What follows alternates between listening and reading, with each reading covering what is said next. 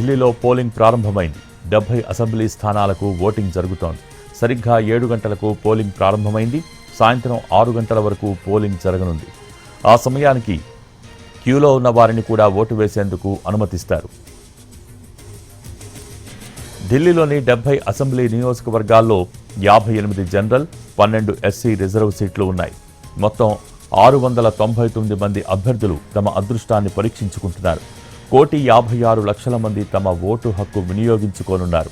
ఇందులో 83,76,000 మంది పురుష ఓటర్లు, 72,36,000 మంది మహిళా ఓటర్లు ఉన్నారు. 2,08,000 మంది ఈ ఎన్నికల్లో తొలిసారి ఓటు వేయనున్నారు. ప్రతి పోలింగ్ స్టేషన్లో సగటున 1,191 మంది ఓటర్లు ఉన్నారు.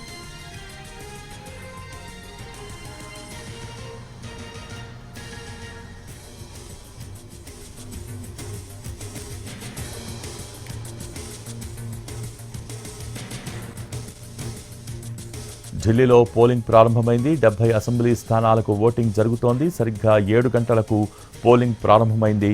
సాయంత్రం 6 గంటల వరకు పోలింగ్ జరగనుంది. ఢిల్లీ పోలింగ్ అప్డేట్స్కి సంబంధించి లేటెస్ట్ అప్డేట్స్ మా ప్రతినిధి ప్రసాద్ లైవ్ ద్వారా అందించడానికి సిద్ధంగా ఉన్నారు. ప్రసాద్, ఢిల్లీలోని మొత్తం 70 అసెంబ్లీ స్థానాల్లో 13,766 పోలింగ్ కేంద్రాలను ఏర్పాటు చేయడం జరిగింది. మొత్తం సభ్యులు 699 మంది బరిలో ఉన్నారు. మొత్తంగా ఢిల్లీ రాష్ట్ర అసెంబ్లీకి జరిగే ఎన్నికలు బీజేపీ అంటే కేంద్రంలో అధికారంలో ఉన్నటువంటి బీజేపీ చాలా ప్రతిష్టాత్మకంగా తీసుకుంది. అదేవిధంగా 3 జాతీయ పార్టీలు, ఆమ్ ఆద్మీ పార్టీ కూడా జాతీయ పార్టీగా గుర్తింపు పొందింది.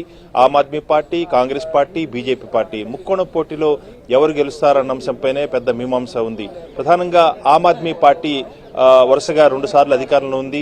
అదేవిధంగా 3వసారి కూడా అధికారం రావాలని ప్రయత్నం చేస్తుంది. తాను చేసినటువంటి సంక్షేమ కార్యక్రమాలు, ప్రభుత్వ పాలన ఇలాంటి అంశాలపై ప్రజల్లో తమకు తిరిగి మరొకసారి పట్టం కడతారని చెప్పి ఆమ్ ఆద్మీ పార్టీ అరవింద్ కేజ్రీవాల్ నేతృత్వంలోని ఆమ్ ఆద్మీ పార్టీ ఆశిస్తుంది. ఇకపోతే 25 సంవత్సరాల క్రితం అధికారంలో ఉండి ప్రాభవాన్ని కోల్పోయినటువంటి బీజేపీ ఎట్లాగైనా కానీ ఈసారి తిరిగి అధికారంలోకి రావాలని చెప్పి తీవ్ర స్థాయిలో ప్రయత్నం చేస్తుంది. అదేవిధంగా కాంగ్రెస్ పార్టీ 15 ఏళ్ల పాటు వరుసగా దివంగత షీలా దీక్షిత్ నేతృత్వంలో ప్రభుత్వాన్ని ఏర్పాటు చేసి అధికారంలో ఉన్నటువంటి కాంగ్రెస్ పార్టీ కూడా ఈసారి ఎట్లాగైనా కానీ ఢిల్లీని చేజిక్కించుకోవాలని చెప్పి ప్రయత్నం చేస్తుంది.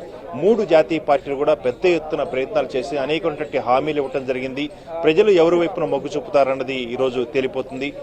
అదేవిధంగా ప్రధానంగా ఈ మొత్తం ఎన్నికల ప్రక్రియ కోసం కాను 30,000 మంది ఢిల్లీ పోలీసులను మోహరింపు చేశారు. అదేవిధంగా 220 కంపెనీల పారామిలిటరీ దళాలను కూడా ఈ ఎన్నికల ప్రక్రియ కోసం వినియోగించేందుకు సిద్ధంగా ఉంచారు. ఈ ఎన్నికల్లో ప్రధానంగా ఆమ్ ఆద్మీ పార్టీ పెద్ద ఎత్తున ప్రజల్లో ప్రచారం చేసింది. అయితే క్షేత్రస్థాయిలో కాంగ్రెస్ పార్టీ పెద్దగా ఎన్నికల ప్రచారం చేసినట్లుగా పెద్దగా కనిపించకపోయినట్టు కూడా కాంగ్రెస్ పార్టీ కూడా కొద్ది మేరకు అనేక అసెంబ్లీ నియోజకవర్గాలకు తన ప్రభావాన్ని చూపే అవకాశం ఉంది. ప్రధానంగా కేంద్రంలో అధికారం ఉన్నటువంటి బీజేపీ ఎట్లాగైనా కానీ తిరిగి 25 ఏళ్ల క్రితం అధికారం కోల్పోయినటువంటి బీజేపీ పూర్తి స్థాయిలో మరలా తిరిగి రావాలి, తన ప్రభావాన్ని కోల్పోయినటువంటి ప్రభావాన్ని తిరిగి పునరుద్ధరించుకోవాలని చెప్పి బీజేపీ ప్రయత్నం చేస్తుంది.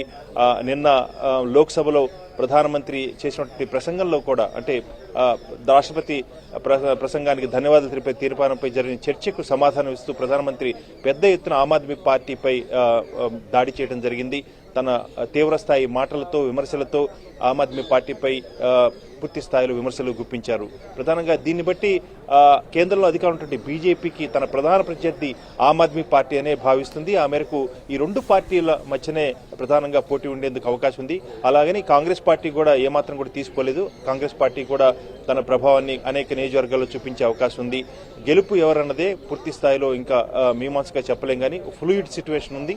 ప్రధానంగా బీజేపీ మాత్రం పెద్ద ఎత్తున ఈ ఎన్నికల్లో ఎట్లయినా కానీ గెలవాలని చెప్పి అనేకమైనటువంటి ఓటర్స్కు ఆకర్షించేందుకు పథకాలు కానీ అదేవిధంగా ఎన్నో ఏళ్లుగా వస్తున్నటువంటి డిమాండ్ అంటే స్లమ్ కాలనీలో ఆథరైజ్డ్ దాన్ని రెగ్యులర్ చేసేందుకు తాము సిద్ధంగా ఉన్నామని చెప్పి కూడా ఎన్నికల హామీలో ప్రధానమైనటువంటి హామీని చెప్పింది. అదేవిధంగా ఇంటింటికి నీరు కానీ లేకపోతే ఢిల్లీ దేశ రాజధాని ఢిల్లీని పరిశుభ్రతను పాటించడం కానీ తాము పెద్ద ఎత్తున అనేక కార్యక్రమాలు చేపడతామని చెప్పి ఓటర్లను కూడా ఆకర్షించే ప్రయత్నం చేసింది.